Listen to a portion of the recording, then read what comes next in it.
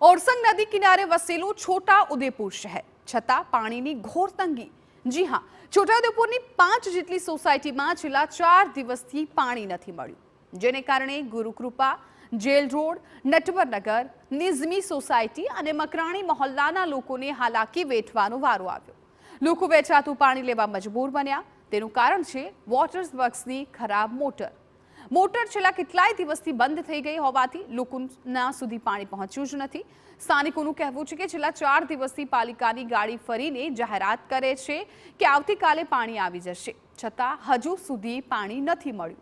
ત્યારે સ્થાનિકો નગરપાલિકા સામે બેદરકારીનો આક્ષેપ કરીને રોષ વ્યક્ત કરી રહ્યા છે।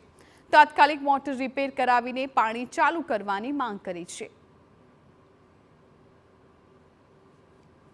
અહીંયા છોટાઉદેપુરમાં આખા ગામમાં પાણીની સમસ્યાની તકલીફ પડી છે। દરરોજે ગાડી આવે છે કે કહે છે કે અહીં પાણીની સમસ્યાનો મોટર બગડી જવાના કારણે હમણાં નહીં આવે પાણી। તો પાણી વગર આખા ગામમાં કરશે શું? નગરપાલિકામાં બી એમને એક જવાબદારી છે કે પાણીનું મોટર એક સ્પેરમાં રાખે। કેટલા ટાઈમથી આ પાણીની સમસ્યા છે, તો પાલિકાને વિનંતી છે કે એક મોટર સ્પેરમાં રાખે અને એનો નિકાલ કરે જલ્દી। છોટાઉદેપુર નગરપાલિકાની જે ગાડીઓ આવે છે એમાં સૂચના આપવામાં આવી કે એક દિવસના આત્રે પાણી આવશે।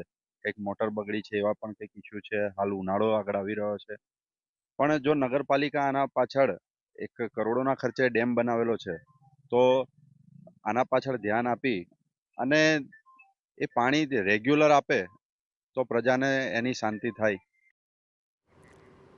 છોટાઉદેપુરમાં ઉનાળામાં પાણીના તળ ઊંડા જતા રહે છે, જેથી પૂરતું પાણી મળી રહે તે માટે નગરપાલિકાએ ઓરસંગ નદીમાં કૂવા બનાવ્યા છે।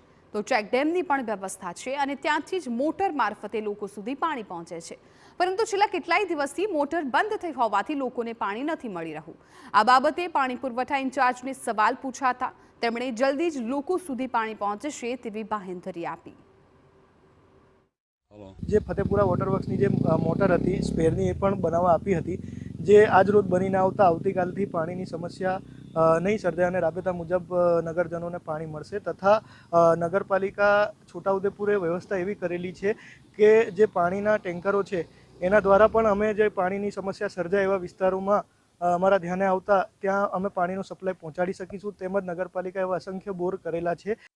છોટાઉદેપુર નગરની લગભગ 40,000ની વસ્તી છે અને આજે નગરના વાસીઓ ઓરસંગ નદીના કિનારા પર વસેલા છે, પરંતુ કેટલાક વિસ્તારની અંદર પાણીની કિલ્લત ઊભી થઈ છે। આપ જોઈ શકો છો કે નદીનો જે પટ છે તેની અંદર આજે કૂવા બનાવવામાં આવે છે।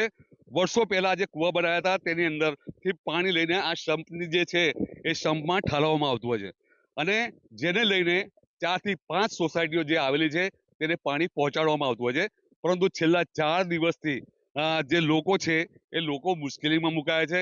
પીવાનું પાણી તેમને મળી નથી રહ્યું, એટલે કહી શકાય કે નદી કિનારે લોકો તરસ્યા મળી રહ્યા છે। શિયાળાનો સમય છે અને શિયાળાના સમયની અંદર આજે મુશ્કેલી ઊભી થઈ છે। વારંવાર તંત્રમાં રજૂઆત કરવામાં આવે છે કે પાણીની વ્યવસ્થા કરવામાં આવે, પરંતુ ફક્ત ગાડી ફરે છે અને કહેવામાં આવે છે કે એક દિવસના આત્રે પાણી મળશે, પરંતુ આજે પણ કેટલીક સોસાયટીની અંદર પીવાનું પાણી નથી મળ્યું। લોકો મજબૂરીથી વેચાતું પાણી મેળવે છે અને કેટલાક લોકો કહી શકાય કે ઉછીનું પાણી બાજુના પડોશી પાસે, જ્યાં તેમની પાસે કદાચ બોરની વ્યવસ્થા હોય ત્યાં જતા હોય છે। હાલ તો આજે વિસ્તારના લોકોની અંદર બારોબાર નારાજગી છે અને નગરપાલિકાના સત્તાધીશો સામે આક્રોશ પણ ઠાલવી રહ્યા છે। હવે આ જે સત્તાધીશો છે નગરપાલિકાના, તે આ વિસ્તારના લોકોની ક્યારે ફિકર કરશે, ક્યારે આ વિસ્તારના લોકોને પીવાનું પાણી મળશે, તે તો કદાચ આવનારો સમય જ બતાવશે। મકબૂલ મંસૂરી, TV9 છોટાઉદેપુર।